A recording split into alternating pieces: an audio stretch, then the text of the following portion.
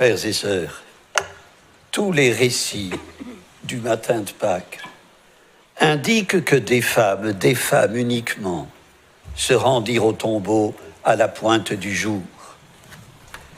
Saint Jean mentionne Marie-Madeleine seulement. Matthieu lui donne pour compagne l'autre Marie, la mère de Jacques. Marc signale que Salomé s'est jointe à elle. Luc ajoute Jeanne et d'autres femmes sans préciser. Mais aucun évangéliste ne fait état de la présence de Marie, la mère de Jésus. De retour du tombeau, les femmes terrorisées font la rencontre de deux hommes vêtus de blanc. Marie est également absente de cette rencontre. Elle ne figure pas parmi les premiers témoins du tombeau vide. La tradition ne s'en émeut guère. Un père jésuite, le père André Manaranche, en tire ce commentaire. Il me plaît de le citer en ce premier anniversaire de sa mort, le dimanche de Pâques de 2020, victime du Covid. Marie, écrit Manaranche, est la seule femme qui n'aille pas au tombeau le matin de Pâques. Elle entre dans la foi pascale sans le relais ambigu de la vision, sans le secours des sens, concentrant en elle l'espérance de toute l'Église. Un commentaire très fin qui prend la suite de celui de saint Ignace de Loyola dans ses exercices spirituels. Le Christ apparut à la Vierge Marie, écrit saint Ignace, même si ce n'est pas relaté dans l'Écriture. Une absence dans 4 textes n'est pas une lacune, elle parle.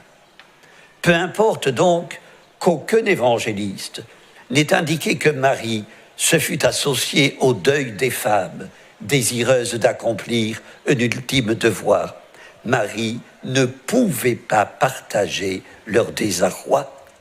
Marie ne pouvait admettre que l'annonce du salut s'effondrait dans une histoire sordide de corps disparus ou volés. Marie ne pouvait partager le doute qui naît du tombeau vide.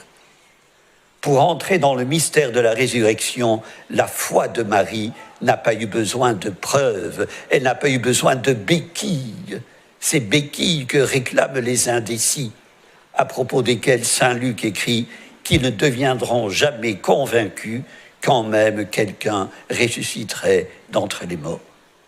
Marie savait que son fils était vivant. Frères et sœurs, contempler la mère de Jésus devant la résurrection conduit à rapprocher la dernière béatitude révélée par Jésus à Thomas. Heureux ceux qui croient sans avoir vu, de la toute première, celle qu'Élisabeth, remplie d'Esprit Saint, vit dans sa cousine. Heureuse celle qui a cru en l'accomplissement des paroles qui lui furent dites de la part du Seigneur. Frères et sœurs, Marie a vécu sa Pâque, sa propre Pâque. Elle a été brisée, accablée, comme toute mère, devant son enfant agonisant, devant son enfant mort. Mais elle ne s'est pas répandue en cris ni en pleurs. Stabat mater dolorosa. Elle se tenait debout, la mère de douleur, debout, déchirée, respectueuse du mystère qui s'accomplit. Elle a accompagné son fils dans son agonie, comme elle l'a accompagné dans toutes les étapes de sa vie. Le Père a eu besoin de cet acquiescement, comme le Fils de l'accompagnement de sa mère. Il fallait qu'elle dît encore oui au moment où Jésus disait oui à son Père.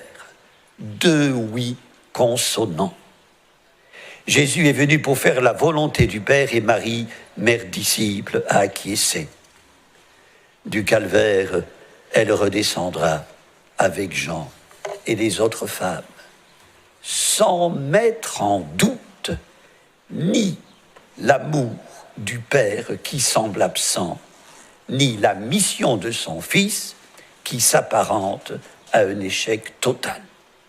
Sa foi se mesure à son indifférence à l'égard du relais ambigu de la vision. Frères et sœurs, le dernier texte du Nouveau Testament qui cite Marie la montre en prière parmi les disciples. Elle ne préside pas, elle n'enseigne pas, elle prie en communauté. Tous, d'un même cœur, étaient assidus à la prière avec des femmes, avec Marie, la mère de Jésus. Dans cette prière, le Père Manaranche voit réaliser ce qu'il appelle la coïncidence des contraires. Jamais Marie n'a autant été active qu'en étant réceptive, écrit-il. Jamais elle n'a autant fructifié qu'en se laissant aimer. Jamais elle n'a autant été elle-même qu'en étant à Dieu. Coïncidence des contraires ou résolution des contraires. Frères et sœurs, la foi pascale va bien au-delà d'une acclamation. Elle proclame Christ est ressuscité. C'était annoncé. Partant, la passion et la mort de Jésus n'ont rien d'absurde ou de consubstantiel à la fureur des hommes. Elles sortent du champ de l'histoire. C'est l'amour qui a décidé. Jésus est Seigneur de l'histoire. De cette certitude transformante, les apôtres seront les agents et les témoins. Pierre le premier, auprès des Juifs de Jérusalem et par la suite auprès des peuples païens. Sa déclaration au centurion Corneille, celui que les Juifs ont supprimé en le suspendant au bois du supplice, Dieu l'a ressuscité le 3e jour. Sa déclaration fonde la prédication de l'Église primitive. Frères et sœurs, le 25 mars dernier, en la fête de l'Annonciation, le pape François a publié une lettre apostolique destinée à honorer la mémoire du grand poète italien Dante Alighieri, à l'occasion du 7e centenaire de sa mort. Dans cette lettre, le pape cite un extrait de la prière du poète à la Vierge Marie. Vierge Mère, fille de ton Fils, plus humble et plus haute que toute créature, terme immuable de l'éternel conseil, tu as tant anobli notre nature humaine que son Créateur n'a pas dédaigné de se faire sa créature. Quel hommage!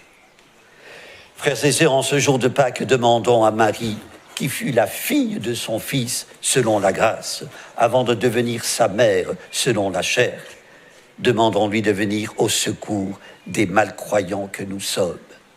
Qu'en ces temps difficiles, elle nous apprenne à exulter de joie, de la joie unique que son Fils ressuscité est venu répandre. Cette joie, célébrons-la sans réserve. Amen. Prions le Seigneur.